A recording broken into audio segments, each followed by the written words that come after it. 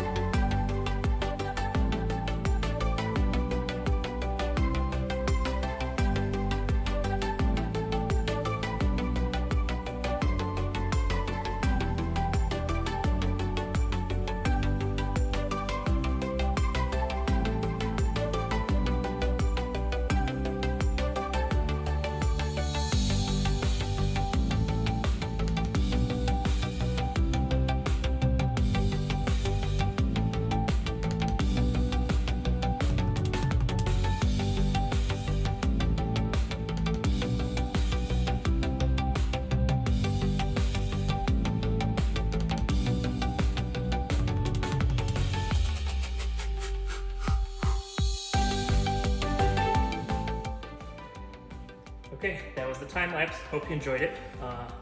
Probably put it into a short too. So, near miss discussion. What is a near miss discussion? Well, a near miss is something that happened that had the potential for bodily injury or property damage. So a bad accident that didn't quite happen. It's important to discuss those because it keeps us from hopefully doing those same things in the future. So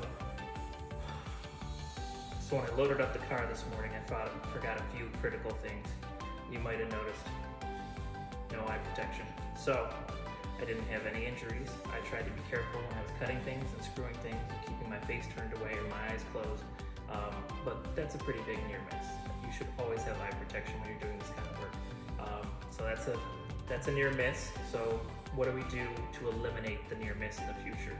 Well, I have to pay attention when I'm packing up. I gotta make sure that I have eye protection in any vehicle that I might use. I'll probably throw a pair even in the saddlebag of my motorcycle, just so I always have one on handy. All right, so eye protection was one.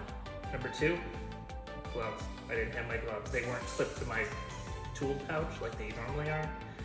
So I did this without cut protection, without any puncture protection, any of that kind of stuff. And you know what? I got a small puncture. Fortunately, it wasn't through a nail or a screw. Like, it was very minor. It didn't even really bleed. It just scratched me. That's a pretty big near miss. So what's the solution to that?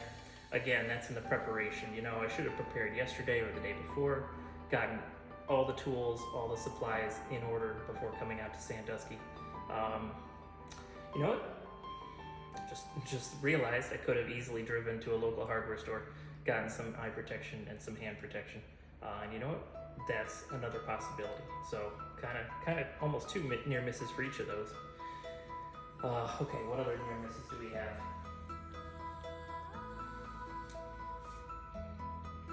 Hearing protection. So this isn't quite a near miss. So I've got these in, and they do have some noise canceling capabilities, and my ears aren't ringing because I've worn these all day. Even when they powered down, I've been wearing them, so I've been protecting it. But obviously, that's not as good as like the big over the head earmuffs that I usually wear.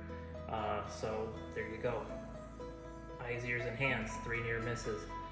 And the more you talk about these things, the more that you will remember not to do them. So I wanted to just have that little honest talk with you at the end of this job, especially because even working in time-lapse, you're going to notice that I don't have eye, ear, or hand protection.